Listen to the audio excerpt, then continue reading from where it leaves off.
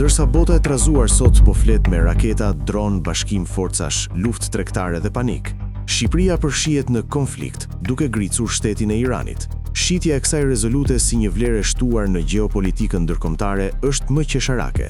Në thelbin e rezolutës të miratuar në parlament, thuhet: shpall Republikën Islamike të Iranit si shtet sponsor të terrorizmit dhe si shtet që përdor mjete terroriste në ndjekje të objektivave të tij të politikës së jashtme.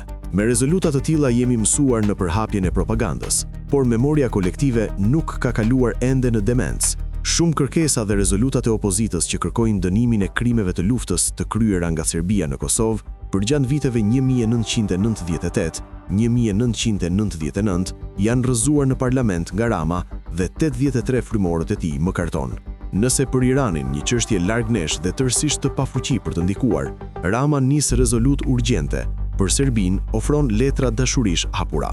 Jo më larg se 2 javë më parë, kryeministri Edi Rama dhe presidenti serb Aleksandar Vučić u bashkua në një editorial të përbashkët duke i kërkuar Bashkimit Evropian integrimin e dy vendeve.